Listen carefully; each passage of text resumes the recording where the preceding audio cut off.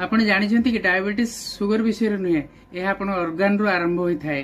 जेतेबेले sugar को समस्त ध्यान देथांती असली समस्या होची आपनकर लिवर पैंक्रियास एवं weak metabolism high insulin resistance एवं स्ट्रेस होची डायबिटीज रो गोटे असली कल्प्रिट।